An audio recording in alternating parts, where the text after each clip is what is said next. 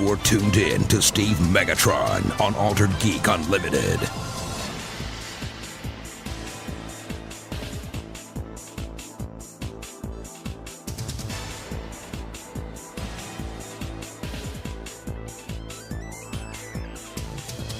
Hello and welcome to Altered Geek Unlimited. I'm your host, Steve Megatron Phillips, and joining me this week is... TFC and Mike. Yo.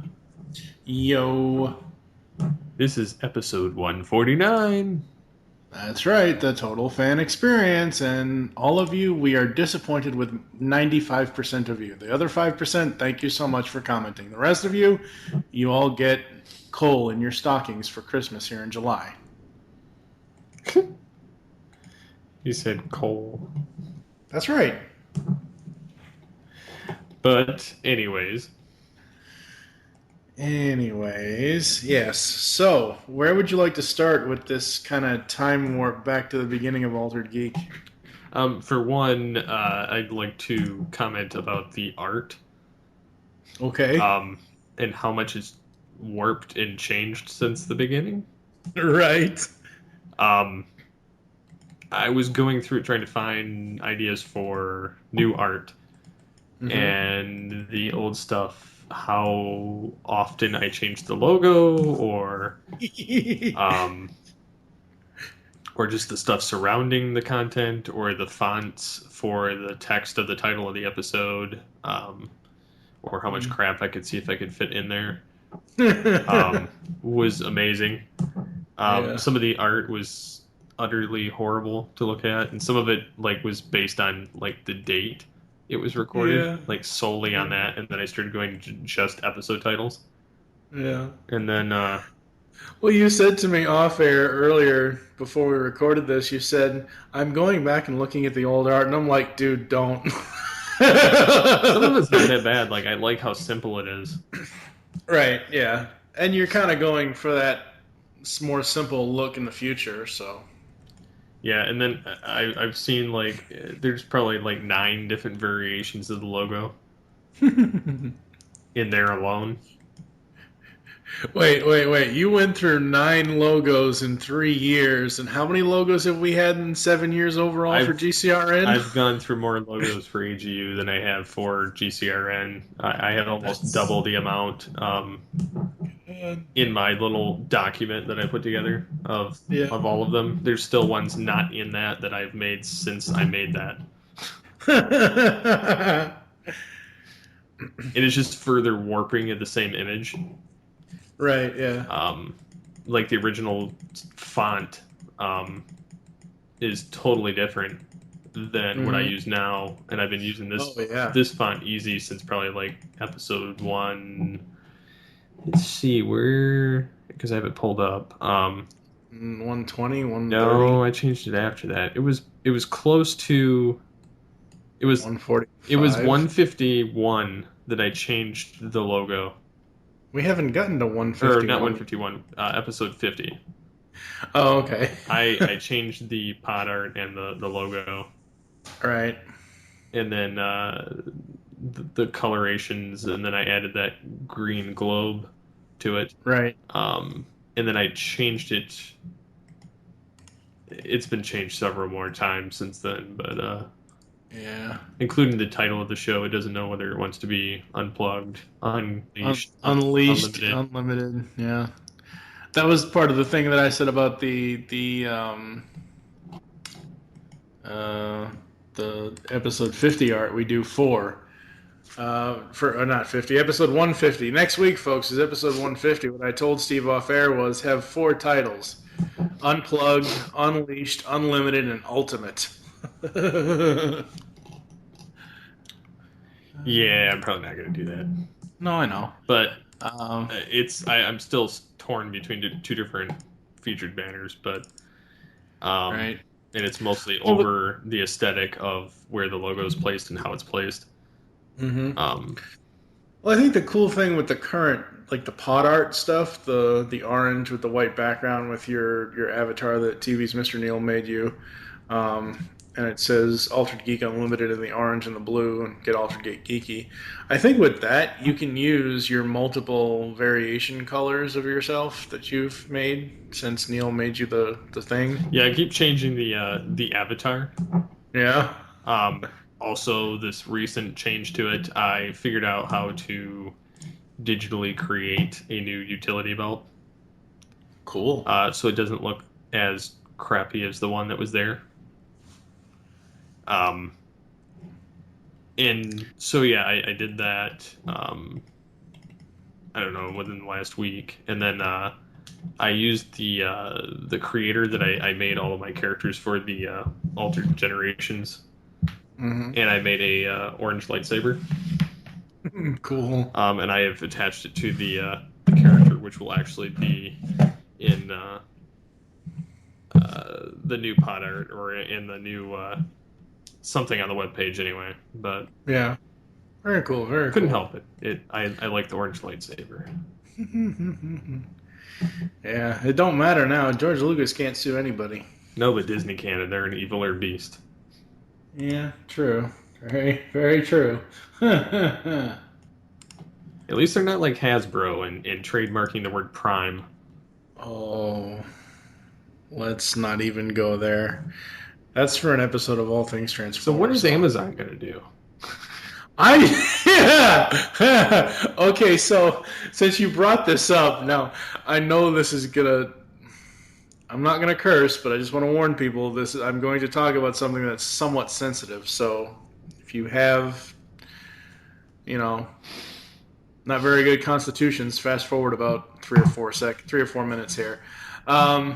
Remember a few years ago when Amazon Fire came? Amazon Fire's been around for a little while, but there was a few years ago where this whole website debacle came up between Amazon Fire and a website called Fire TV. Fire TV is Fyre TV. It's essentially a porn watching site. News to me. Okay, well, I saw the news story a few years ago, and basically Fire TV was trying to sue Amazon for calling their Kindles, their TV stuff, all Amazon Fire. And Amazon Fire is Fire. So obviously it didn't go anywhere. You try to sue Amazon, you're going to lose. So It's still funny. yeah, it's very funny. Alliteration, yay! You are the weakest link. Goodbye. Yes, you are the weakest link. Goodbye. Yeah. Okay, so with the art, you've constantly changed it, and you've always been the type that you want to evolve with your art and I get bored. change. Well, it's okay. Well, I didn't really want to throw you under the bus because you do great art. I'm just saying, over the last 7 or 8 years that you've been doing it for the network and for AGU, well, AGU's 3 years, but you know what I mean. There have been styles that you've had that you've liked, and then obviously sometimes a style that we may like kind of goes out of style because with a website change or a format change to the website that we need new dimensions and things. Is there any art in the past that you want to modify to be current? Like, take an old image and just move it around, resize it to fit the new dimensions of what we have now. So for what show? AGU, because this one I keep doing that anyway. Yeah, I know, but I'm saying in the 3 years that you've been doing the AGU stuff, is there any art style for the featured banners that you liked but you changed because you got bored? Those are your words, not mine. That you might want to go back to in the future. Well, theoretically, if we're talking about that, I like all of them. Okay. So it's made it very difficult to pinpoint an exact. Right. Because I like the. I don't know. I enjoy all of them equally to some degree. Yeah, it's kind of a tough one. Because for 150, I designed I think 6 different ones, And I've come to the conclusion it's going to end up being like an amalgamation of the original style. Right. From like the first like 30 episodes or 50 episodes to keep it very, I don't know, clean. Yeah. Less is more. Exactly. All right, so we have 2 fan questions on the website, or actually on the Facebook page here. When I posted about, Altered Geek is unplugging and unleashing the unlimited ultimate fan experience post. We're going to start with Rachel Manning's first. She asks, what inspired you to do the podcast? So think back 3 years ago. What made you start Altered Geek? I've been racking my brain with this one all week. Good job, Rachel. You stumped him. You win a prize. No, not really. Yeah, because like both the ones from Rachel and Brian were pretty loaded.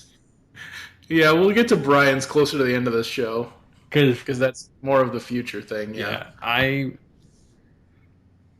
originally it was an idea because I was going to do this solely as a YouTube thing. Mm-hmm. And that was like 4 years ago. Yeah. And then now I'm actually trying to take advantage of it. And I did like 3 of them, and then I was like, I'm too lazy to do this, and I have no idea how to edit videos, so I didn't. And then I did occasionally one, and then it ended up becoming a full-blown podcast, which actually spawned out of doing... the original name was Unplugged. Mm-hmm. Just simply Unplugged. It was GCRN Unplugged, and then I grabbed the title of my video show and threw it on there. Which is how that title came upon everything. And then, but I think it was so that I could do like some newsy type of content as well as things that interested me. Yeah. And it didn't necessarily have to be up to date. It just had to be something that I wanted to talk about. Yeah.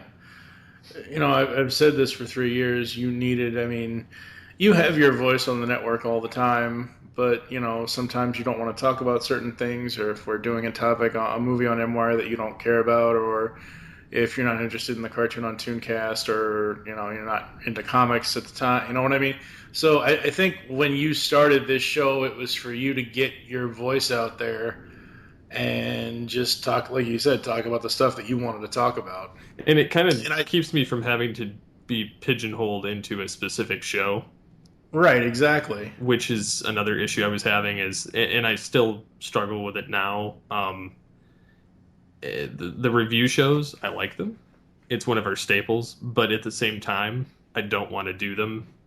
I want to do them, but I don't want to do them because I want to do them because I like the content that's being covered. I don't want to do them because it's a set amount of episodes that once I started, I have to complete it. Well, whereas that's how I feel about it, though. This particular show, I don't feel that stress of having started it, and then if it goes somewhere, great. If it doesn't, if I don't feel like recording this particular day, whatever. But more often than not, I'll end up doing it within the next day and then still publishing one. But or doubling up the following week. But it was mostly so that I didn't have to be pigeonholed and I could just kind of talk about whatever. Yeah. And I'll say that in the last 7 years, the way I've crafted review shows for the two of us is taking into account that mentality that you have. Like, we haven't started production yet, but we're going to, folks. But our Boy Meets World, Girl Meets World podcast, the way I've set that up is 10 episode runs. So really, I know we both love Boy Meets World, but really that show, that podcast doesn't really have to be, it's more of a limited series kind of thing. So you don't really have to feel like, oh my God, I have to get this done. I have to get this out there. That's kind of the thing. And at this point for review shows, for me, I would rather record an entire review show. Like when I did Showtime Synergy, the Gem show, we recorded that a year before we started publishing it. And we got most of the cartoon episodes, review episodes, recorded before we ever published the first episode of the podcast online. So I am all about pre-recording and doing pre-production way before we ever even start. That way it doesn't get to the point of pigeonhole where you're like, stuff, we have this many episodes until this day. And this kind of comes back to my whole Phineas and Ferb show thing. Now that we have a new plan for that, I sat here and tried to do 104 podcasts in 104 days. It didn't happen. It ain't gonna happen. But it's going to stretch out between this summer 2016 to summer 2017. So, what are you doing? Nothing. That was my cat attacking my dog. A poor dog. Wow. Jeez. Huh. This one's going to be broken into, so. Wow. That dog is going to be pussy whipped at the end of this. That's the point. The oldest cat doesn't particularly like dogs. Oh boy! And that was kind of the case with Sadie when she was alive. Right. Yeah. The Myra, the oldest cat, does not like dogs whatsoever. And by the end, like, they were mutual. They could be in the same room, didn't matter, because they learned to kind of appreciate each other's space. Mm-hmm. But when Sadie was a puppy, all bets were off. Myra beat her every which way from Tuesday. So whenever she came within the vicinity of her personal space. So since we're talking about your cats and your new beagle dog Piper, I'll have to see if I can get you to throw this in the post. There was a video I found on Facebook here, and I eventually found the YouTube channel. It's Charlie the Beagle. Yep. And it's Charlie the Beagle babysits. And that beagle is amazing. That's probably one of the best beagles I've ever seen. This dog is, dragging toys around the place for the baby to play with. It's pushing the baby's little, seat thing that it sits. Oh God, the dog is amazing. You people have to see that video. It's so awesome. Yep. Oh, yeah.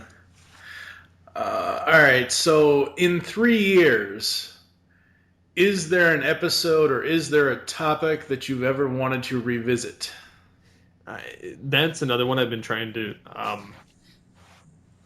rack my brain on specific topics, because I enjoy just about everything that gets talked about, but at the same time, trying to figure out what I would go back to. Because I enjoyed the snack food one that we did in the early days. A lot of them were news based. I enjoyed some of the topics, but in the news stuff. But when we've done some gaming talk, when we've done some TV shows, when we've talked about our upgrades of equipment and whatnot, Geeky, OCD, a lot of the toys, tech, games, a lot of the broader stuff, right. And then of course,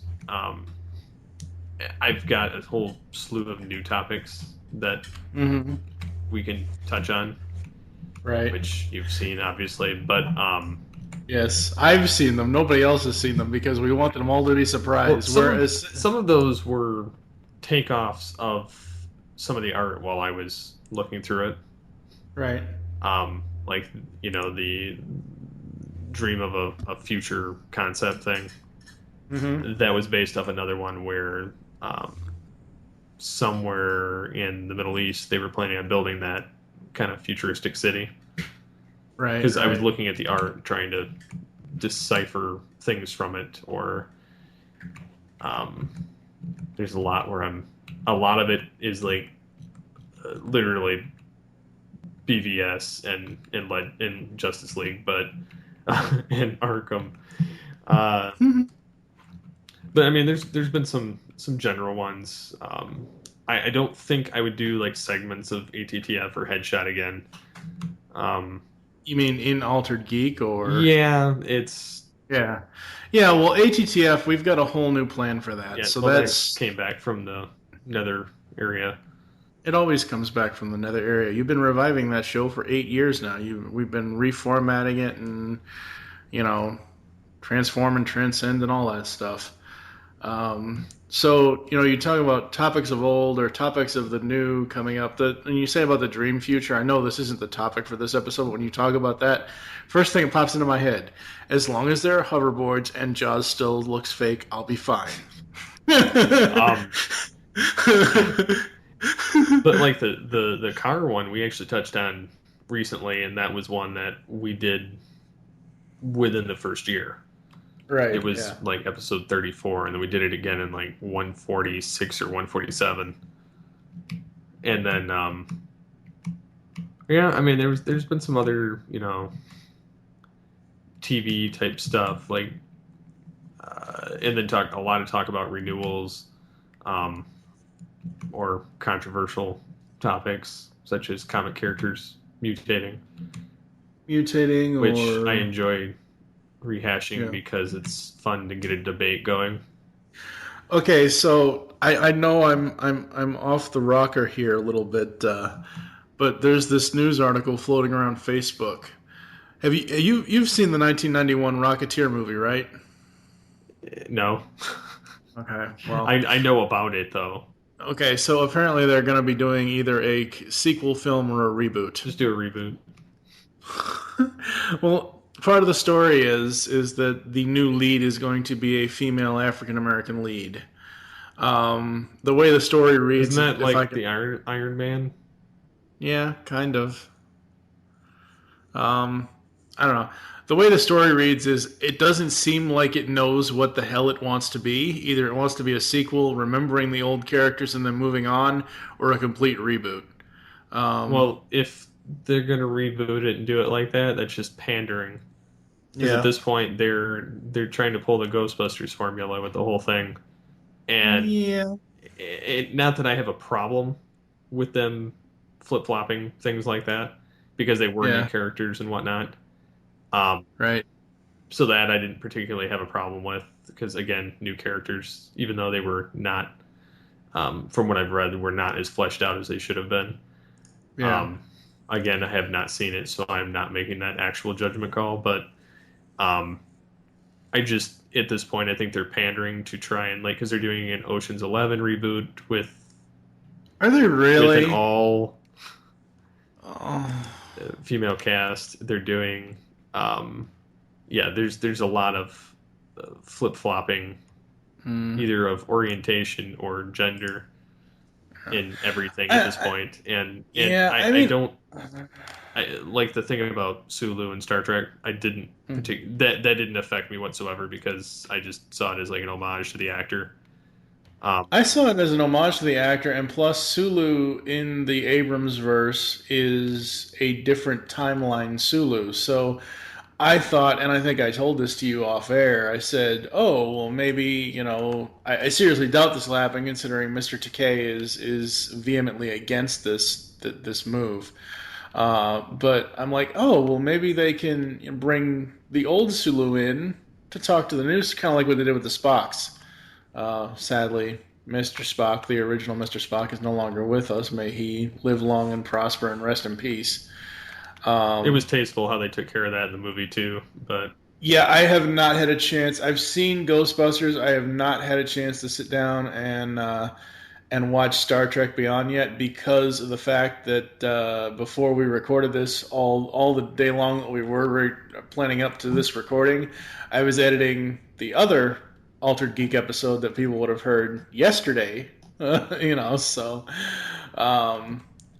but there was what was it on? It was something on Facebook. I'm trying to find it. Something about, was it about Star Trek? I don't know. That's the box office thing. But yeah, the whole Rocketeer thing, with the reboot, rehash kind of thing, it's like, who knows? I mean, for me, at this point, no matter what the film is, whether it's a reboot, a sequel, I'm trying my best to stay positive and wait until I see an actual trailer, not a 30-second teaser saying, "Oh, hey, the trailer's coming Tuesday." No, I'm waiting for an actual minute and a half, 2.5 minute, whatever long theatrical trailer that they come out with. The thing about Ghostbusters, can we talk about that just for a little bit, and then I want to move. I want to actually go back to the past and bring up an old comment that I uncovered. Ghostbusters, I've seen it. It's out of the films I've seen this year, it's my second worst film that I don't like. It's out of my top 5 films that I actually enjoy, it's number 4. Number 5 is the worst film of the year, which is the BS that is BBS. But I wrote on Facebook saying that I wrote this long drawn out post. Basically, what I liked first and what I didn't like. I loved all the cameos. I loved Ernie Hudson's cameo especially. I thought that was really cool. All the women were great. McKinnon singing at one point was hilarious, and Jones was great in everything she did. The only people I did not care for in Ghostbusters was McCarthy, because I just generally don't like anything she does, because I just don't find her funny at all. And Wig. Wig was just too weird. Like, I know she was trying to homage Egon, but she was failing miserably. The writing for Thor's secretary is beyond bad, which makes him look horrid. I said on here, Ghostbusters 2 is 20 times better than this movie in every way. At least that was written well, even though it was a cheesy as crap movie. The one thing that surprised me about Ghostbusters 2016 is how horrid the CGI was. I know people are going to disagree with me on this, and that's fine. That's what the internet's for. But the CGI ghosts looked like crap to me. It's sad that the 1984 practical effects are a million times better than the CGI. Like, we live in an age where CGI is everywhere. It should be the greatest thing ever, especially for Ghostbusters. And it looks like Sony and Feig and whoever the hell else had control over this thing. It looks like they just cheaped out to the worst Taiwanese factory that they could have for CGI. It looks like crap. I'm sorry.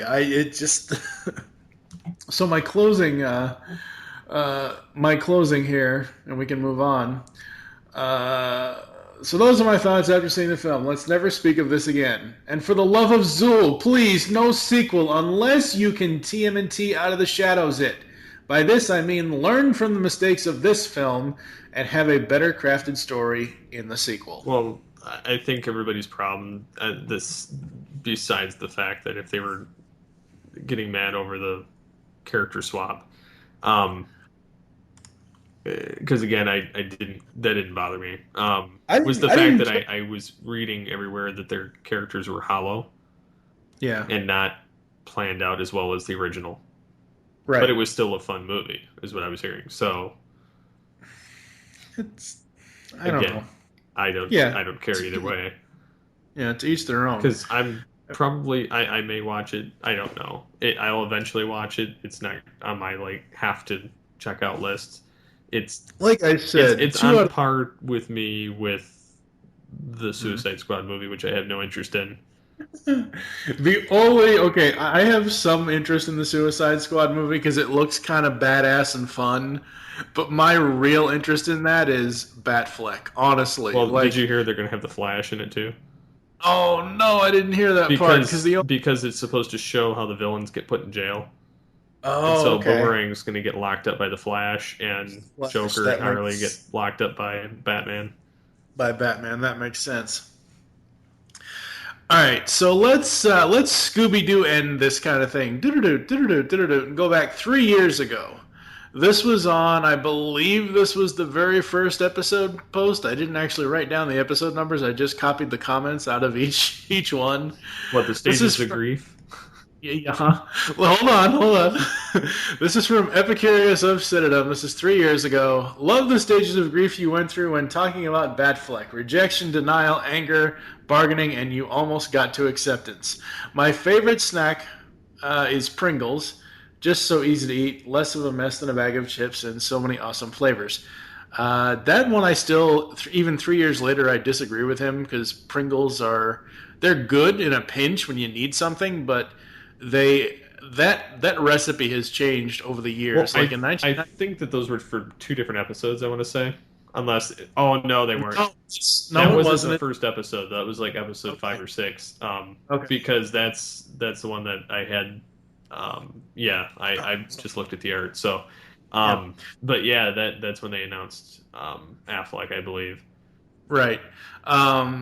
You know, I used to love Pringles as a kid, but I am sorry. Lay's stacks, when Lay's came out with their own version of stackable chips, they have a much better flavor density and everything else. Pringles nowadays, when I try to eat them, I I I just I have to have almost a whole stack because a single chip just has zero flavor to it for me anymore.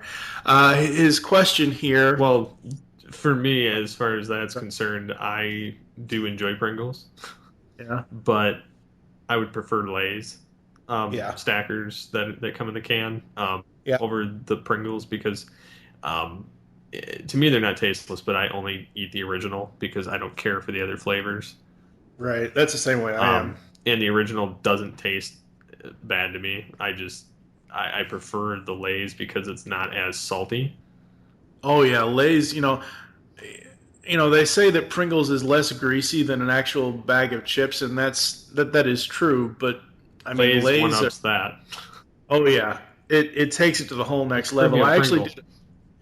Yeah, I actually did a whole video. I might have you embedded into the post of Lay's versus Pringles a few years ago. Okay, so he ends this comment by saying, question for all yous guys, both appeared to be two things, married and geeks. Okay, so this is at a time when you had Powers on. Yep. Obviously, Powers could not be here tonight. I am now in a geeky relationship, so I can kind of answer this question. He asks, for someone who is about to take that plunge, oh yeah, how was that? Did that work out, dude? Let us know in the comments. How do you manage these two things? Being a geek can take some time. You have comics to read, video games to play, movies to watch, etc. Not to mention the cost to all that. How do you manage that and not anger your wife all the time? I'll let you go first with this. It's kind of a double-edged sword. Because the last time I answered this was 3 years ago. Yeah. Didn't have the dual monitor set up. Didn't have nearly as much going on. My son was not born yet. Mm-hmm. I don't think. No. Well, no, he was born. I have a hard time cycling time. Yeah, he was born, but he was real little. But yeah, the thing is I don't per se have a problem with Geek Time because I rarely read comics anymore because the storylines and plus the time it takes, time and money, right. I don't have, so I haven't read really much of comics, unless there's something we're reviewing. Right. And then as far as like video games, I generally have one that I'm playing at any given time. Right. And it could be random. Like I was playing when Arkham City came out. I think I played that game nonstop with, a little bit of variation here or there. But I played it pretty much nonstop for about a year and a half. And people are probably like, how did you keep busy with one game? It's because I'm poor and don't have any money, and I play the same game. Plus, I wasn't trying to do all the Riddler trophies. I was just trying to play the game and just see if I could keep increasing difficulty levels until it was unbearable. I did the same thing with Arkham Origins when that came out. I couldn't play Arkham Knight because it wasn't available for my Xbox 360, and then for the PC, by the time Warner Brothers Entertainment in Canada got it ready, I didn't care to play it because I watched the storyline and I wasn't going to spend the amount of money to buy a game that I had no interest in anymore. And then now, within the last, I don't know, it's almost a year now, I've been playing Battlefield 4. And I've been playing like Unreal Tournament and 2004, and then Unreal Tournament 3, and then Unreal Tournament, which is 4, or technically the reboot, and Command & Conquer Red Alert 2. So I mean, I've got some games I cycle through, but I would say the Battlefield 4, being that it's shooting and killing and whatnot. Right. And the fact that when I get a new game, I'm addicted to the point that I get irritated, and it gets taxing on us because I realize I'm doing it. It's just the hard part is I want to keep playing, and it doesn't matter what game it is. If I get a new game, I sit there and play the crap out of it until it's not fun anymore, and then I move to another game. Or if a new game comes out, like for instance, I got in on the alpha of Battlefield 1, and I played Battlefield 1, and then I tried to play Battlefield 4 like with my brothers and my dad, and did not enjoy the game as much because I'd gotten a taste of Battlefield 1 in the alpha, and I got to play that for about 2 weeks. And then I did some live streams on YouTube, and that's another topic I'll get into later. But so I was playing the crap out of that, which she didn't have as much of a problem with because it was, great, get a free game, alpha access, blah, blah, blah.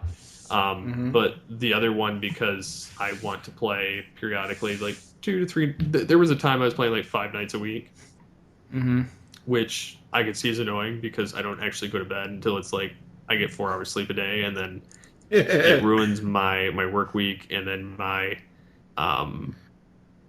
there's some other mental things that happen to you when you play games like that, but I'll get into that in a future episode. But yeah, I mean, it can be taxing to some degree. The movies we pretty much don't watch. We've both kind of done this, but I still watch my superhero stuff. I still watch my action movies and my comedies, but we've both kind of curbed it now so that if it's like anything that's got like pretty much like extreme violence or nudity or excessive swearing, if it starts doing that collectively, like right at the beginning of the movie, we shut it off and it's done. Like it's just not. It's no longer a thing. But yeah, I mean, I've angered her with my gaming mostly. My television and my movie habits don't particularly get any feedback other than the fact that when it's new TV show season and everything is airing, I had 24 shows I was watching, which I've cut down to 16, and I'm gonna further trim it down to like I'm hoping 10. But we'll see. Let's see what's on that chopping block. Gotham. Well, I mean, I was watching Once Upon a Time. I was watching Agents of S.H.I.E.L.D. I was watching I've chopped. I was watching Blacklist. I was watching Gotham. All the superhero shows. I was watching like iZombie. I was watching Whose Line, Practical Jokers. Shark Tank. The list goes on. But I watched 24 different shows, and it got to the point that she couldn't keep up anymore. I couldn't keep up anymore, and and plus I'm trying, and I'll get into this later, but I'm trying to detox from as much stuff because it's better on the two of us because I've gotten so engrossed in all of my geekdom that it's influencing everything else. Yeah. That's not good. So that's I probably have an good. obsessive personality, so like when I get involved with something, I go all in to the Right. point that there is a burnout at the end of the tunnel. Yeah. Um, but yeah, I'll get into that later too. But anyways, Well, for let's me, with being in, I'm 1 year into an online long distance relationship, and at this point, we basically find stuff that we both can do, that we both can watch, that we both like. Like she is probably the only person that would have ever gotten me to watch Gravity Falls because I'm just not into the supernatural, Halloween, spooky kind of stuff. But I wanted to see why she liked it so much, so we sat there and we watched at least. We've seen at least I've seen at least the first season of the show, and I like it. It's all right, and I got her into the 7D, and as soon as she saw Grim and Hildy the Glooms, which are the villains of that show, she just fell in love. So, you know, I got her hooked on that kind of thing. Who knows in the future how it's going to go? As far as gaming, I have an emulator for SNES games on my computer, so I can play my old SNES games. And I've been playing Grand Theft Auto 4 since 2008 when the game came out. So I've been playing the same game for 8 years, and I just keep replaying and replaying, and I just get. I mainly do that to kind of, relieve stress and not think about being depressed and that kind of stuff. So yeah. Um, let's see here. What else? What else? well, we could go with Danner's thoughts on who should play the Justice League. So, rundown. I'm just going to go through the heroes' names, and then I'll tell who he had and who actually was cast, because Right. I edited my document to kind of go through that. Okay. He had Shazam, Black Adam, Doctor Fate, Green Arrow, Wonder Woman, Flash, Aquaman, Black Canary, Cyborg, Elongated Man, Green Lantern, Zatanna, Huntress, and Power Girl. And then, of course, Batman and Superman were already cast at this point. This was before Wonder Woman was cast. This was before Aquaman, Flash, and Yeah.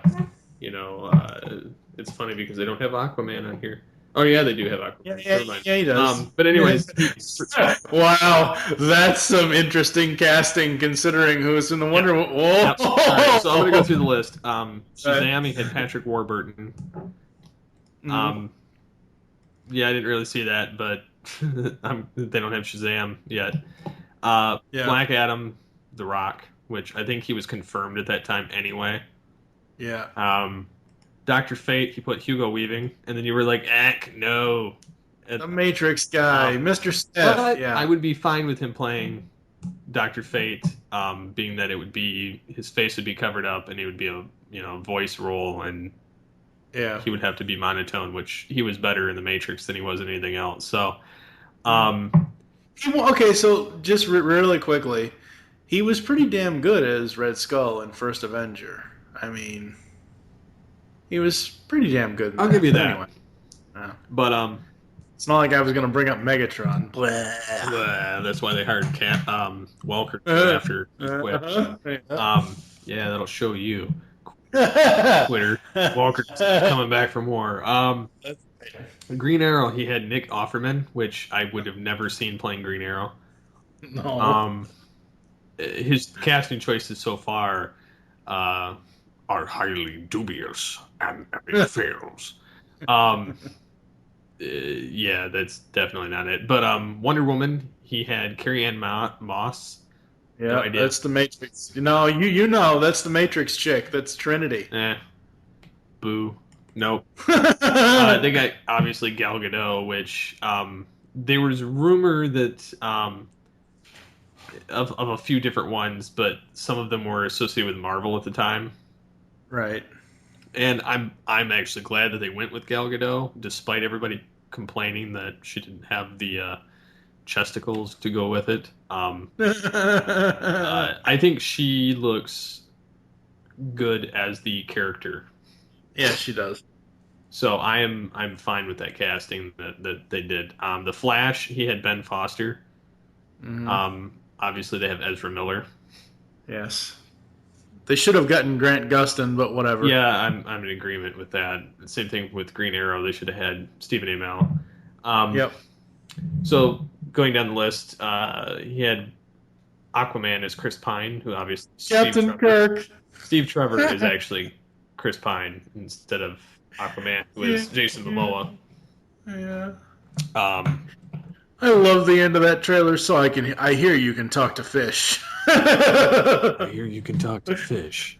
Yeah. He's got the, that face or whatever. Yeah. Says it.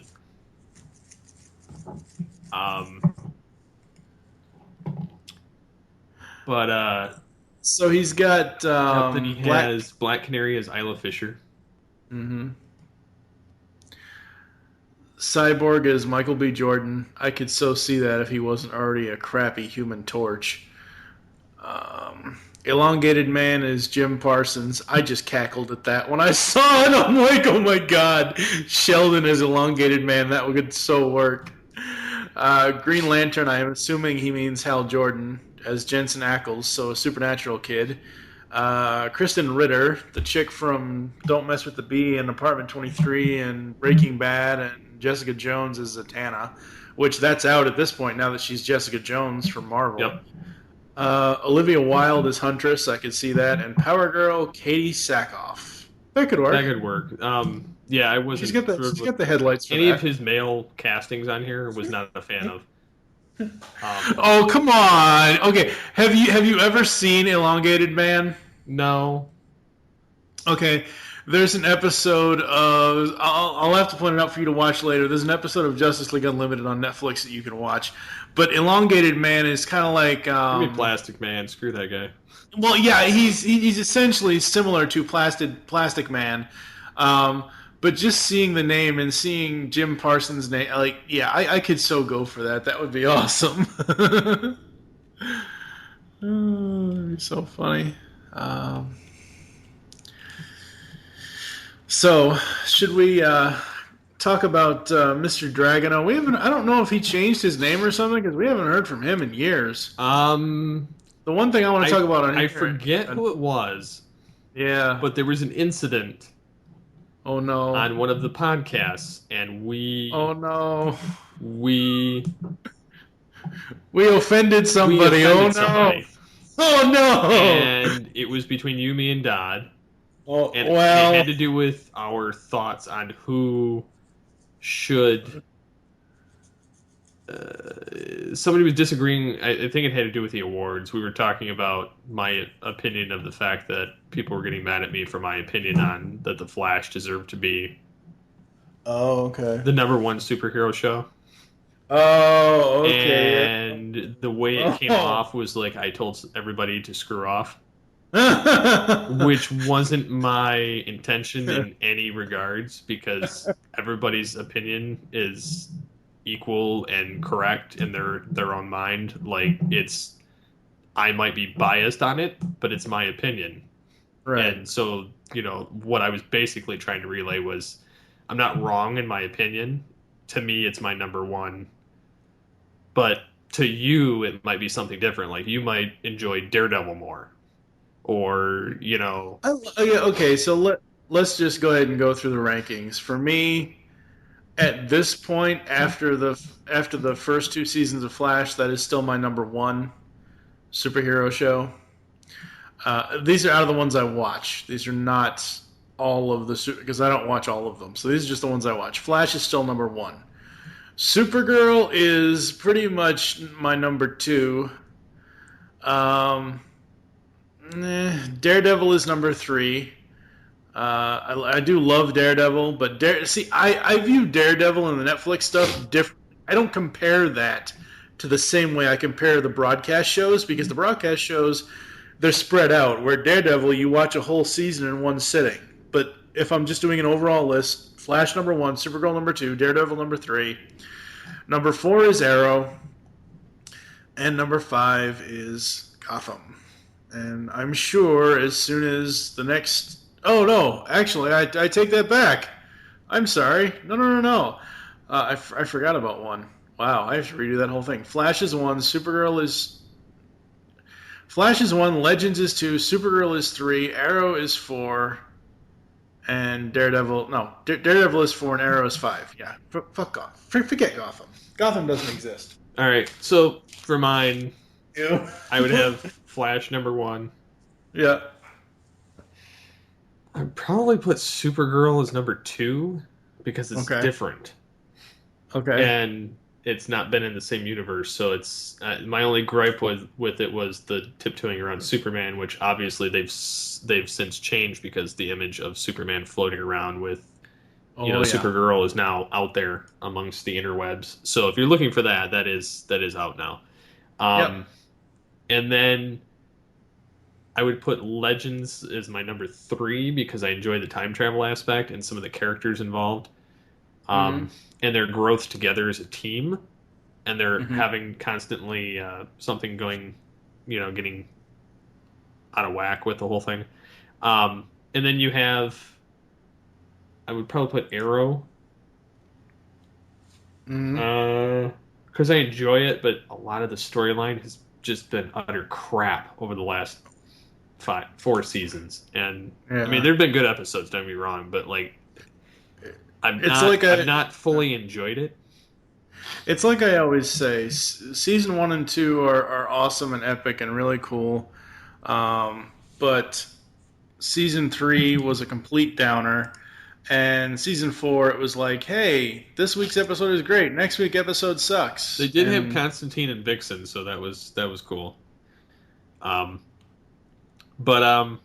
I mean and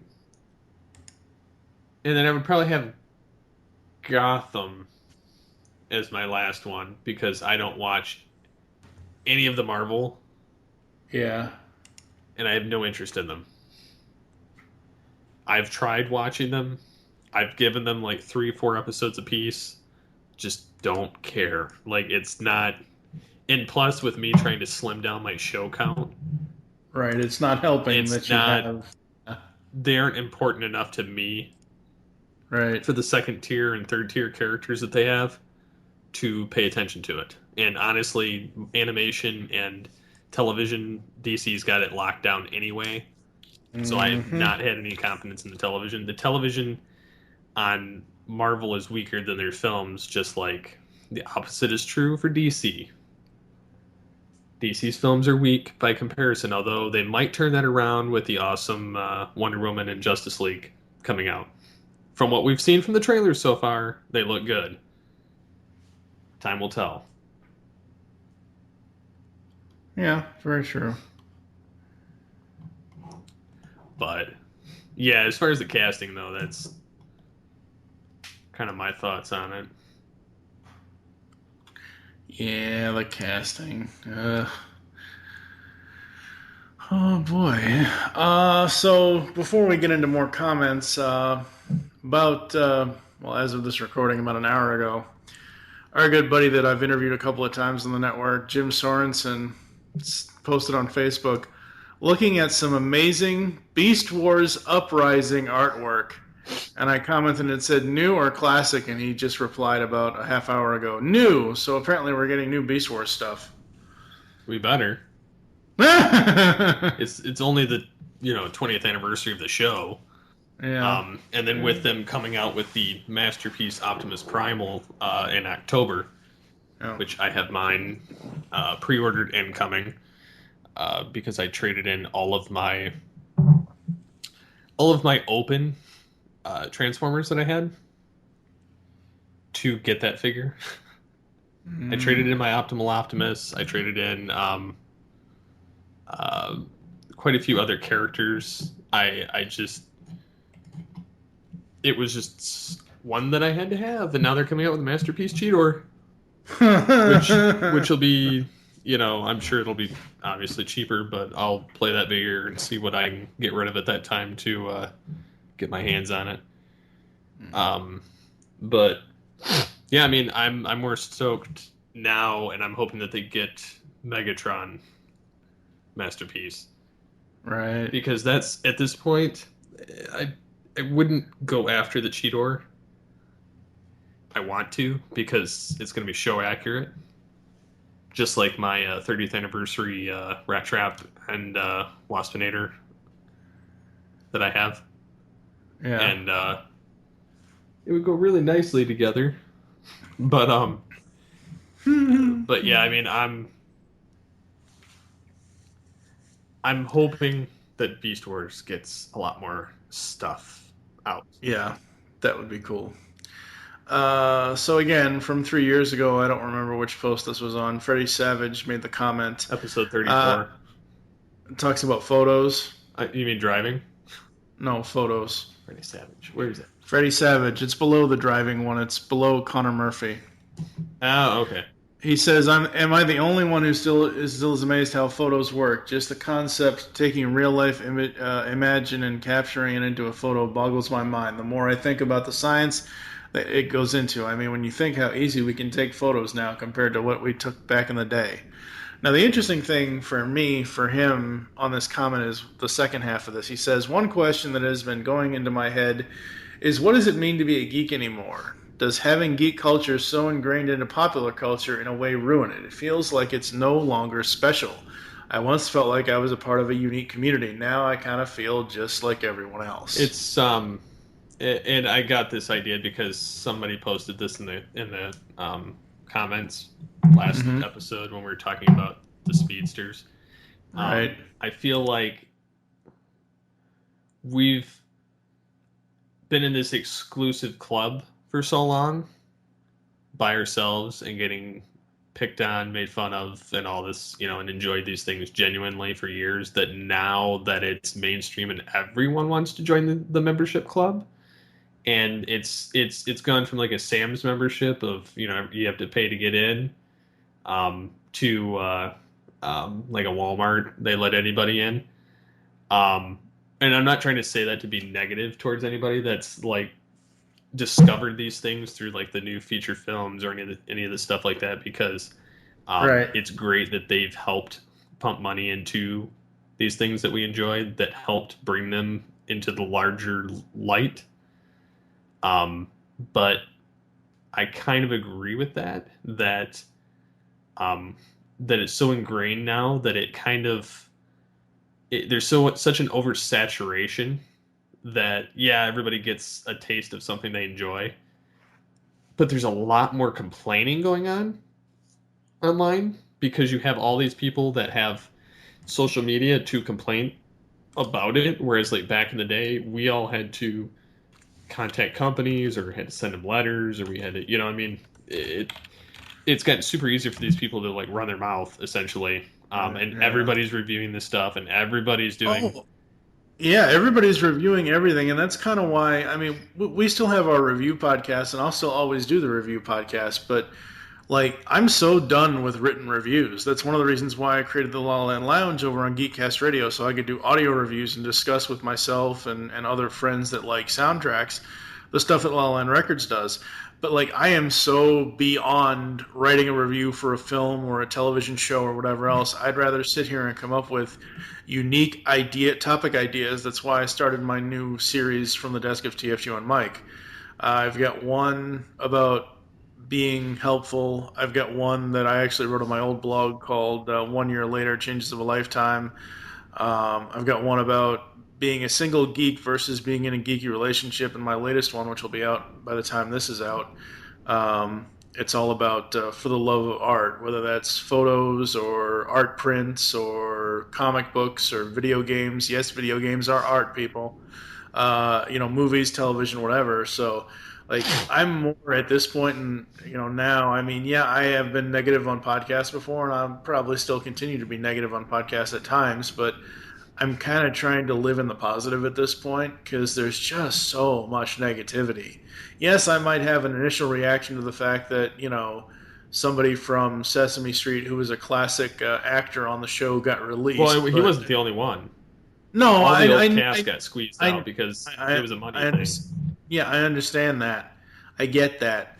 I would have had a much better reaction to it if the article had stated that he either retired or they bid him farewell, but they basically said, "Oh, we're future endeavoring you," and that just rubbed me the wrong way.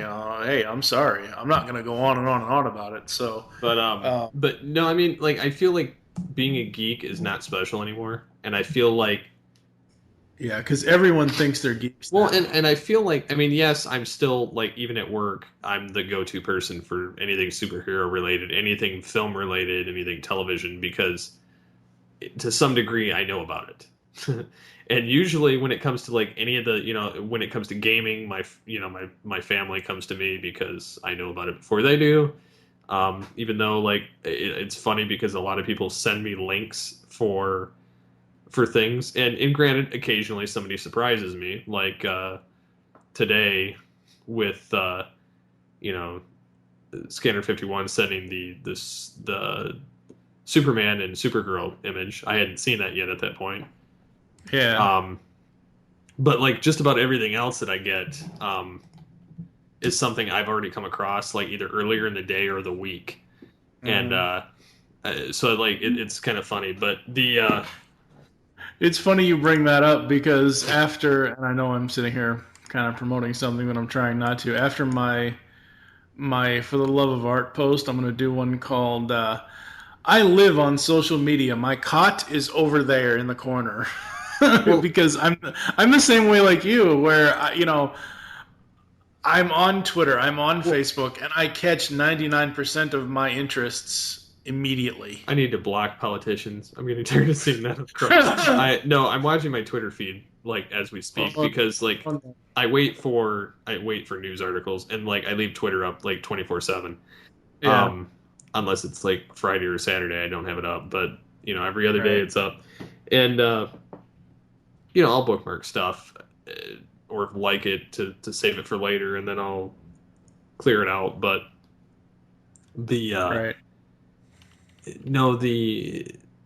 I just feel like we're being alienated to some degree in our own niche. Yeah. And so like at this point I'm trying to diversify and trying to branch out and do other things. I'm trying to try the YouTube thing out. Like I'm not doing it for the money or the fame like some of these people try. Like a lot of people try and do it because they're like, oh, somebody's internet famous. I want to be internet famous. Like I don't care to be internet famous. I just want to talk to other geeks. Yep. All I can think of is J.K. Simmons is J. Jonah Jameson. If he doesn't want to be famous, I'll make him infamous. About Spider-Man. Oh boy. All right. So, yeah, I mean, it seems like everybody wants to be a geek now. Everybody wants to, and even have some of the news. Like I remember as a kid, not a lot of entertainment stuff. Like not a lot of big time entertainment stuff got national news coverage or even local news coverage. And nowadays, with all the news programs and all that stuff, and it seems like they all want to be. Most of them want to be geeks, and especially those sellouts at Fox News and I don't know. It's just so weird nowadays to be a geek, which is kind of crazy. Yeah, I mean, I'm hoping eventually to. I've been mentally down for a little bit, so like it's been hard for me to even get into anything geeky. Yeah. But yeah, I'll bring that up later. So where should we move from here?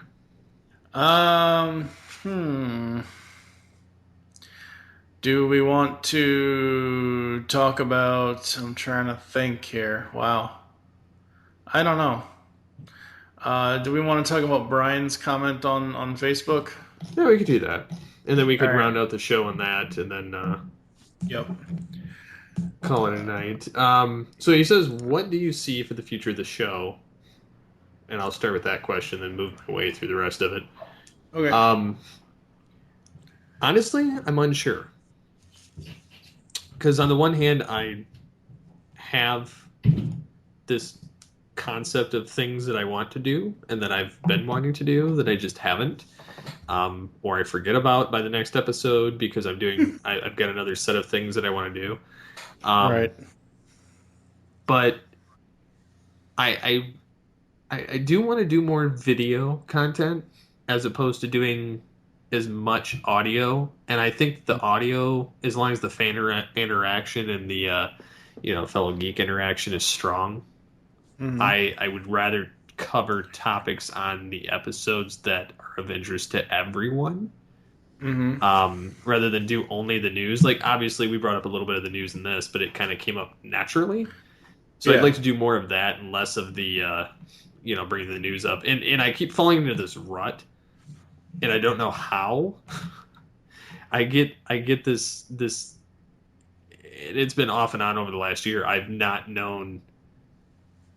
There have been episodes where I know what direction it's going, and then there's episodes where I don't even want to be there. And you can sometimes tell based on the topic or what's going on or how the conversation's going or how much I talk. Or how little you talk. That's what I'm saying. Like, if there's very little of me talking, there's probably a reason for it. And it's not that I'm not paying attention, because some of the time I am, but I say some of the time because once in a while I get reading something and then I have no idea what they're talking about. Because I zone out because I'm in this other zone. So it is not intentional. It just happens. Because we record these at like 10, 11 o'clock at night. My mind is mentally starting to shut down. And because I've been playing games lately, that's where it goes. Is like, I'm like, gotta finish, gotta record, gotta play a game. Right. So yeah, usually that's how it goes. But I'd like to do more fan interaction. I'd like to try and do some live shows again, and try and schedule those out. Like maybe do one a month. I'd like to try and do like eventually maybe a Patreon, to where people could support the show. And basically with the money, I would be upgrading equipment and paying to get services that would allow me to branch out into other things that I could cover for everyone. For the show. For the show. And that's kind of where I see things going. But I definitely want to do more video content. And to do that, I need better equipment. Right. Because I have the ideas, I just lack the stuff. Yeah. And, we were talking off air, and I kind of gave you an idea of maybe cutting back to twice a month on Altered Geek Audio and then just do one video a week. It was just an idea. If you're going to do the Patreon thing, we could have somebody, as long as they have a decent microphone and a decent setup, we could have one of the fans like Brian Jackson, like Rachel Manning, whoever, come on the show. And if they donate to the Patreon, say they donate $10, they can come on for a 30-minute segment and talk about whatever they want to talk about with us. That's the cool thing about Patreon. We can come up with so many different ideas of like digital rewards, whether it's coming on the show, whether it's scheduling their ideas for topics for the show that we talk about. Whether it's, I remember, because I've known about Patreon for a while. One of the first things I saw was my buddy Michael Sims over at earth-2.net, earth-2.net. Way he set his up was, if you donate $1, you get an on-air thank you. If you donate $5 or more, you can do this. You donate $10 or more, you can do this. And it's all digital content. One of his higher tiers was, if you donate $100 or more, you get to pick an entire week's worth of content, whether that be written or audio or video. So I think maybe, we sit here and make a list. Because people, if you haven't noticed by now, Steve and I, since our friendship 8 years ago, started, we essentially bounce stuff off of each other, and we help each other to work out and fully flesh out the ideas that we eventually have that become whatever the hell we do here on the GCRN. So, anybody that, if you start the Patreon and people donate and they send us ideas and stuff, we can then put those into a hat, and it'll be kind of like a Altered Geek, grab bag kind of thing. Altered Geeks snack box. No, I'm sorry. Out of all the boxes, out of the Loot Crate, and I know Loot Crate is a sponsor, and I'm not trying to throw them under the bus, but out of the Loot Crates and the this and the that and everything else, I'm sorry, the worst thing in the world to me is that new snack box thing. I just, no, I'd rather just go to the grocery store and get my snacks. Thank you very much. Yeah, I actually do have a Patreon. Mm-hmm. Yeah, it's actually patreon.com/alteredgeek. Mm-hmm. I believe we just haven't I believe it's Altered Geek. We just haven't advertised it a lot. Yeah, I mean, I have two actually. The Altered Geek one's garbage. That was one I made before. It's actually Steve Megatron. Okay. / Steve Megatron. Yeah. And basically I have it set up so that I have a link to my Facebook, Twitter, YouTube, Twitch, and then I posted that I'll do productions from like podcasts, video podcasts, Q&A videos, news reporting, reviews, gameplays of like Battlefield 4, Battlefield 1, or Unreal Tournament, or I actually just got beta access to Paragon, which is and it's a pre-beta, so like I've got access to it now, right? Because I had access to the beta before and the alpha of it. So I mean, I've been meaning to jump back in there and try and play that, but do some voice impressions and maybe some other stuff depending on responses. And then I have a couple different tiers, the $1, $5, $10, $25, $50, right. and $100, because beyond $100 I think that's ridiculous. But yeah, and even $100 I think is ridiculous. I just put it in there because it's a worthwhile thing. I will guide you on your websites, podcasts, and videos, because then I feel like I'm earning it. Yeah, and, you're giving back, and it's kind of like I've been helping my buddy Doug out over on talking about my generation, about putting his show back in order and giving it some structure. So essentially, what you're paying for with Steve for $100, you're essentially paying for a private lesson from him. Yeah, basically, and that's my I'm certified in website design. I'm certified in, like, I have about 20 years worth of graphic design and stuff like that under my belt. I've been playing with audio for as long as I can remember. I've been, like a lot of this stuff I've got 20 years experience on, even though I'm 30 years old. I've been doing this stuff since I was 10. It started as an escape from my parents' divorce, and then from there it kind of springed into everything else. But yeah, it's all because Transformers started building a website, and then started doing voiceover because of Transformers. It's all because of Megatron. It actually is because of Beast Wars, and then and it was because of Scourge on Headmasters. I'm still, it's 9 years later. What is it? I started doing that in 2005, so it's been 11 years. I'm still playing the same role. It's slow production because it's all fan interaction stuff, but I'm still playing the same character, which has been awesome for me. But yeah, I mean, that's the kind of direction I want to go. And yeah, again, it's patreon.com/Steve Megatron. I will probably start promoting it and start doing stuff with it.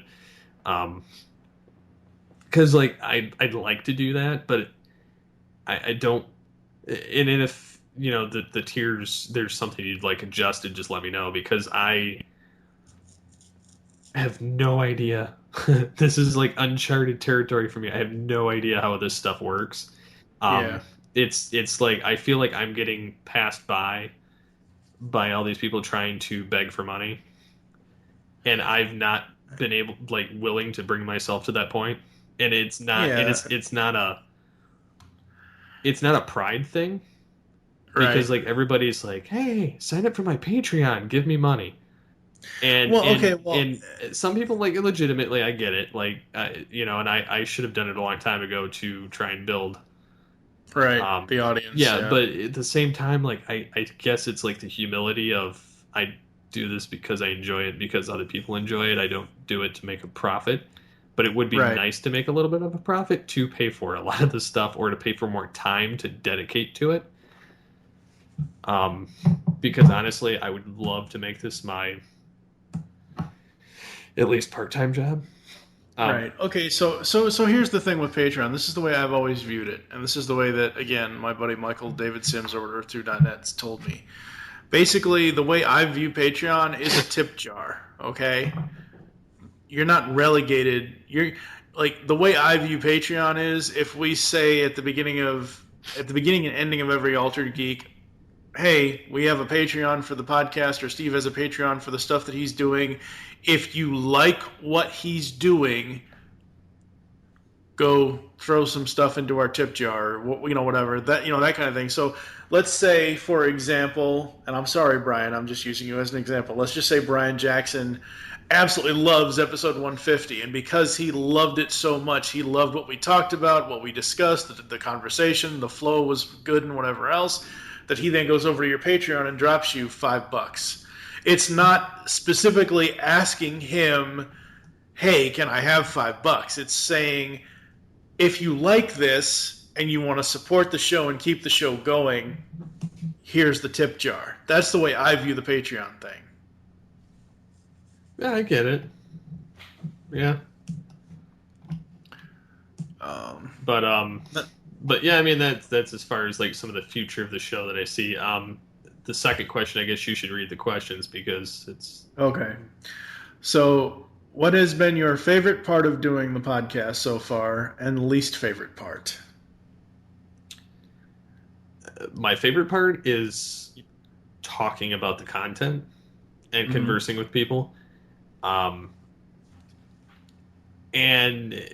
you know, as long as it's the topics I want to talk about, I would say it's easier to answer the least favorite part.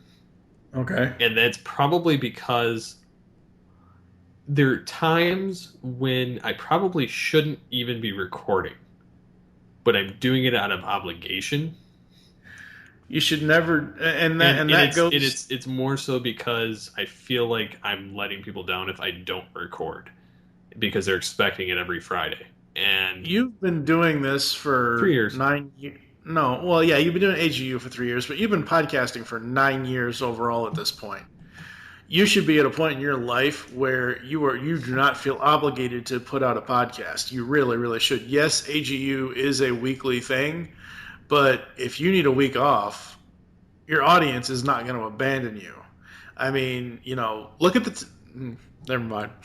Look at when we put M-Wire on hiatus. We still have the people that listen to M-Wire or listen to past episodes. You know, we still have, you know, Tooncast Classic has been retired since 2011, and we still have people commenting and listening to that thing. You know, so I don't feel that you should ever feel that you should be obligated to put out a damn podcast. If you're not feeling it, if you don't think you can put on your best game face that night, simply walk away for that week and just, you know, say on social media, hey guys, you know, the show's taking a break for this week. We'll be back next week, better than ever, whatever else. I've never felt the need, like, if I have the need to record, it's because I want to get stuff done, because I want to be able to have something, but it's not because of, I think fans are demanding the stuff that I'm doing, you know, so I just don't think you should feel that way. I don't think you should feel, if podcasting has become an obligation to you, then you need to re-look at it and rethink it, and you know what I mean, and just kind of step away for a bit from it if it's become that negative for you. Well, it's not even negative. It's my thing is, and this kind of goes into the rest of the questions, which he had, you know, the topics that I'm tired of, and you know, right. And then things I haven't talked about that I'd like to or will. One thing I'm like, I don't know, I'm getting so sick of like the topics of when they're like, oh, so and so, like basically any of the comic news where it's like, oh, they're rebooting, oh, they're changing these characters, oh, they're doing, I get pigeonholed because I enjoy a lot of the geek news and I like reading it and I like talking about it, but I don't necessarily know how to get myself out of that rut at times of where I want to talk about it and report on it, which is nice when we actually get a topic because then it blows everything else away. Right. And then if it brings up, it brings up. If not, it doesn't. But I've kind of gotten to this point where I've run out of steam. I have no idea where I'm going. Episode 150, there's some ideas percolating between myself and Mike. It's going to be fine. We've been brainstorming off air of ways to keep the conversation going, and then of course there'll be some infusion of news depending on how relevant it is. Right. But I've kind of had to limit the amount of stuff that I bring up because I find so much stuff throughout the week between episodes. I almost need to do a daily show to cover it all.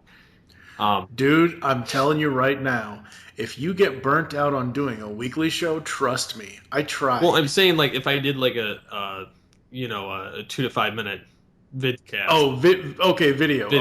And if I did that, then it wouldn't be that big of a deal. But yeah.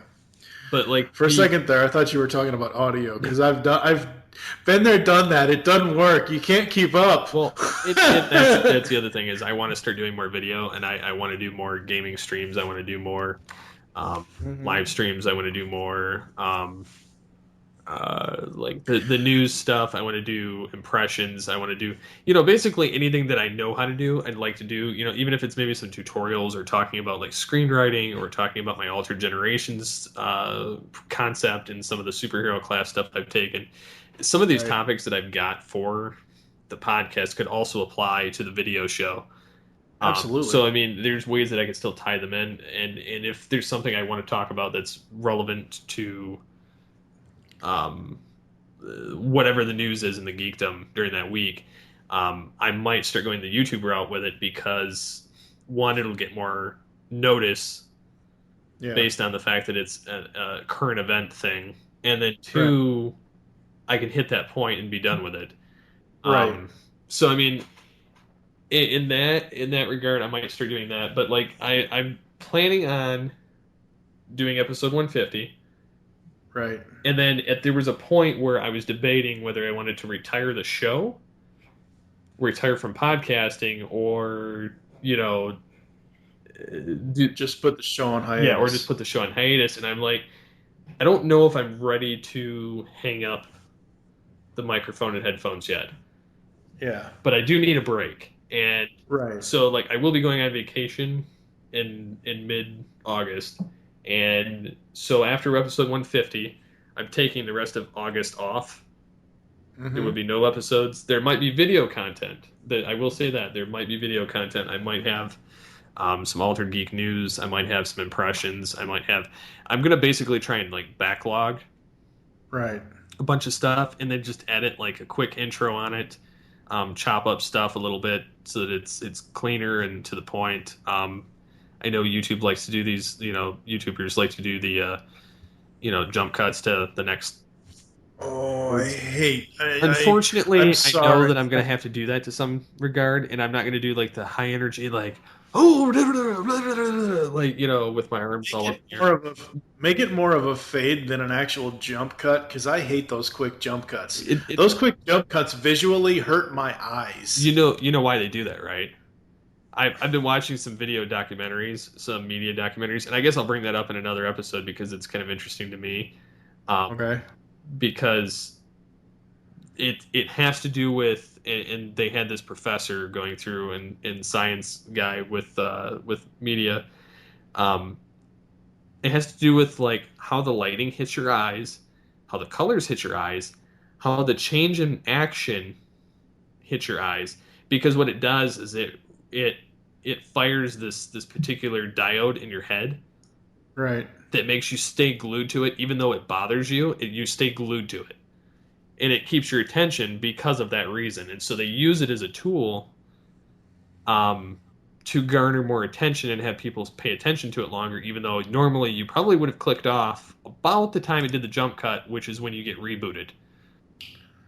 Yeah, So no, it's an instant attention grabber, and even Yeah. if it's annoying, you still find yourself stuck to it, which is As soon as somebody does a super hard jump cut, and I can see that it's a super hard, like, hey, I'm talking about this, and then I'm going to talk about, like, as soon as they do that, I immediately click off the video. I won't even finish watching it. I don't do hard jump cuts like that. I do, Yeah. like if I finish talking about something, I might have, Okay, well, because let's my recent video, I did some news, and then I stopped it, and then I cut between the dead or the gibberish between one topic and another to go to the next thing, and that's about all I did. But Yeah. and then I figured out how to slap on the endings and do the annotations and the cards and the links and stuff. So that was pretty interesting for me to learn. But well, like looking at your top 10 Batsuit video, you look at that video. I edited that one heavily.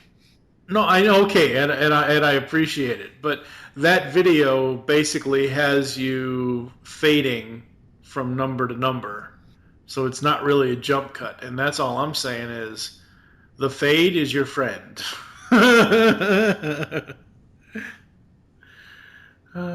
So, Altered Geek is going to take a little bit of a break after 150. Yep, I'll take the rest of August off. I'm gonna be on social media. Like I said, I'll probably mostly be on like Twitter, because I don't really hang out on Facebook all that much. I hang out predominantly on Twitter because it's a faster feed and I can pay attention to more stuff going on. Right. Which is almost still information overload, but I've got to unplug and basically reboot my memory and of why I do what I do. Right. I know deep down I know why, but like when you brought up the other day, because I was like in such a funk, Oh yeah. didn't know what I was even babbling about. You said, I said, so Steve's post on Twitter was something to the effect of, I don't know if I want to keep doing this podcast thing. I don't know if I still want to be in the whole geekdom and whatever else. Said, you know what, dude? It keeps going back to that classic line, the seeds of the future lie buried in the past. And I told you, look to your past, look to when you were a kid, look to when you were 10 years younger than what you are now. Find something from your past that reignites your present to take you into your future. And silence. Yeah, I mean, I'm trying to read through some of your comments on that, but like, and I find this very odd. But about every 5 to 10 years, I go through this like weird funk where I don't know. It's like I lose myself, and I don't know if that happens to anybody else. But like, I get in this rut, and I don't know why. I just kind of lose all my faculties and don't really know why I do what I do still, or like it, and then I run out of steam and don't know what I'm gonna do. Like it's so like I almost need the time to refigure it out. And with that comment that you made, I'm like, I don't really remember much about my childhood besides geekdom. Mm-hmm. Because like I was heavily involved with Batman toys, with Turtles toys, with Transformers, Star Trek. Star Trek and Transformers and Turtles and Batman have always been a staple of my childhood. Mm-hmm. Among everything, like television, comics, whatever, that's always been a staple of my childhood. So like, trying to figure out, and I've always enjoyed doing voices. I've always enjoyed doing fake radio. Like, I did it on a tape recorder when I was a kid. And I thought it was hilarious because I was like, oh, I recorded myself on the radio. And so, like, again, I'm doing a lot of that. But, like, there comes points where I kind of lose it and don't know what. I get discouraged very easily. Mm-hmm. And I hope that I'm not boring the crap out of anybody with this stuff. But, like, it's... you're being honest, dude, and honestly, when it comes to any audience, being honest with them is the best policy. So go for it. And so, like, I really want to keep going, not necessarily because I feel obligated, but because I enjoy the purge sessions and getting to converse with other people on the topics. Right. Because that was kind of what the show was started as, was a place like a soapbox to talk about some of the geek news and to kind of spill on whatever I was interested in. And so it's been hard trying to figure out where to go from here, because we've done 150 episodes by this point. Mm-hmm. And I'm trying to rack my brain of what I can do next to further progress the show, rather than hindering it and keeping it where it's at or causing its decline. Well, like you already said in this episode, when we bring up news casually, or hey, I just saw this on Facebook, or hey, this popped up on Twitter, I think that's the better way to go with the news. And like I said to you off air, in the future we take 2 major topics, whether, whatever it could be, and that's one podcast. So that way we have 2 very different things that could reach to 2 potentially very different pieces of the audience. So there is that. Just to give people a very slight tease of potential future topics. These are not set in stone, or we don't know which episode they're going to be in, but like creating a new TV show, designing the future, which you already talked about, favorite consoles and games, family traditions, relying too much on nostalgia, what grinds our gears. And maybe I'll put those up for a vote. Like, if people are interested on seeing what some future topic ideas are and then getting a vote on them, I would be willing to bring up any of the topics that people voted highly for. And I would even go in that order. If there was like 5 and they were voted in a certain order, I would go on the order from the most demanded to the least demanded and work my way down. Because like I'm interested in covering new stuff. It's more fun when I have the fellow geeks and the fellow fans and whatnot to bounce off of as well. Because it gives me this feeling of we have a conversation. And that's what I really want, is the conversation. Yeah, exactly. That's what we need. So, like, yeah, I mean, I'm definitely I'm still involved. I'm still enjoying the show. I gotta redirect, and so with taking the 3 to 4 weeks off, I feel like it's gonna help. Well, it's gonna allow you to recharge. It's gonna allow you to approach the show fresh.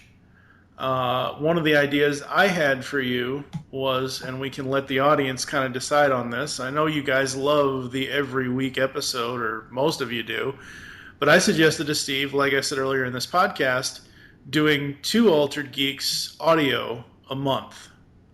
So every 2 weeks, essentially, instead of every week. Because the pressures of whether you feel obligated to put out an episode or not, the pressures of coming up with topics, figuring out how the conversation could potentially go, how you want it to go, and then, putting it together, getting it online, all that stuff, that's a lot of time.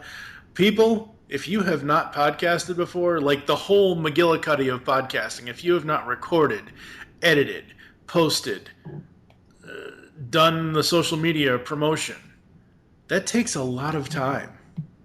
I mean, coming from someone who, and you know how crazy I am, most people do, coming from someone who edits anywhere between 4 to 6 shows a week, and me trying to do the Phineas and Ferb Daily Show, I edited 27 podcasts in 3 months. That's a lot of time. That's a lot of effort.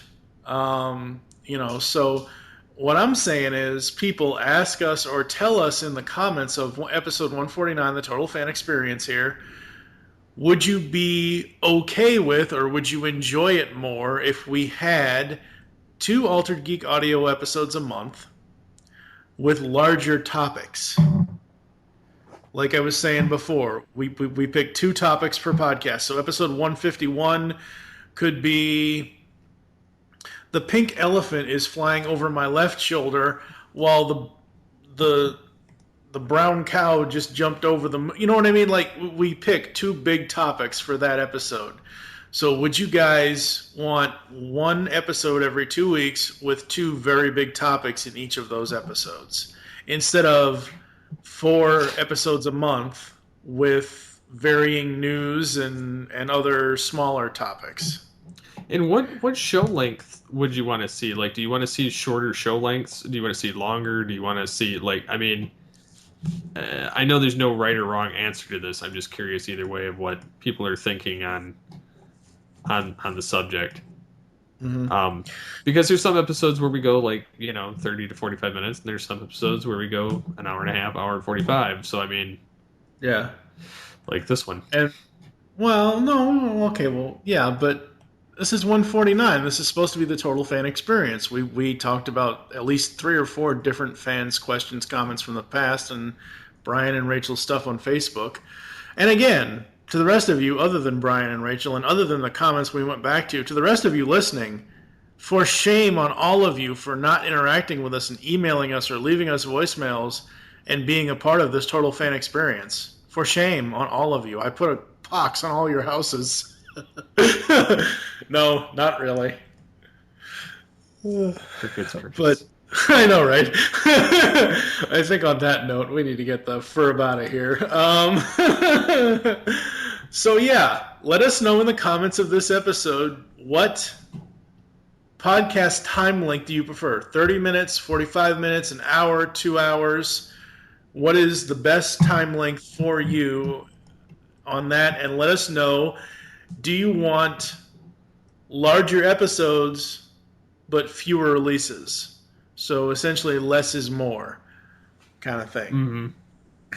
Yeah, I mean, that, and if you've got any ideas for the future. Yeah, for the future, I mean, just let me know, because I really want to know. I have fun. Right. I have fun recording when I have, especially going back and visiting some of the old comments here. Like, it's still, it's amazing how the answers change. Yeah. So. Yeah. 3 years is a long time, folks. Opinions change in 3 years. Opinions are never right or wrong. They're just assholes. Yeah, with that note. Come on. No. Opinions are like assholes. Everybody's got one. Well, it's kind of like politicians. Let's not go there. Okay. It's like that Adam Sandler, or not Adam Sandler, Robin Williams quote from Man of the Year. Yeah. Politicians are like diapers, and they should be changed often for the same reason.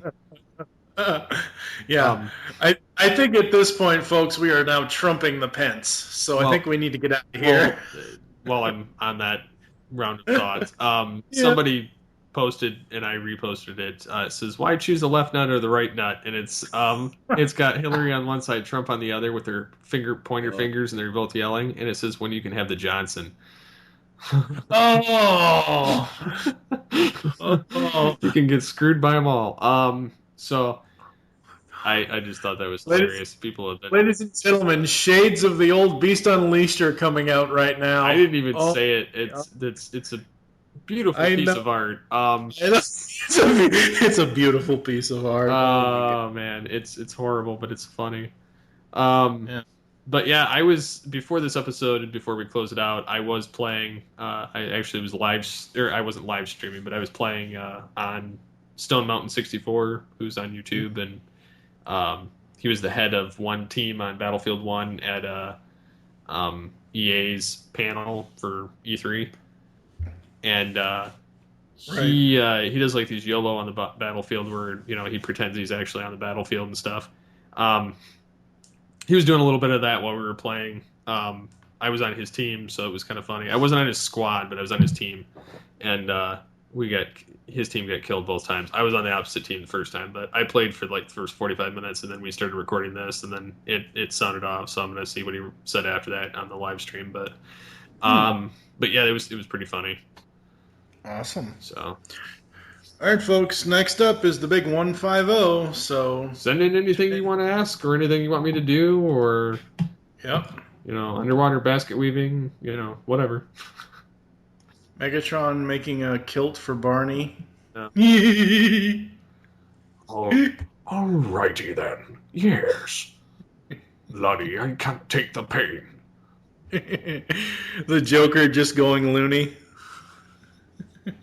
Yeah. No. And of course, he doesn't want to do it. It figures. I gotta know the song. If I had the lyrics, I could repeat it. Then it technically wouldn't be wrong. Okay. I've paused the recording. Hang on 2 seconds. I'm getting you the lyrics. Well. No Joker tonight, folks. Sorry. So until next time, get altered, get geeky with the Altered Geeks.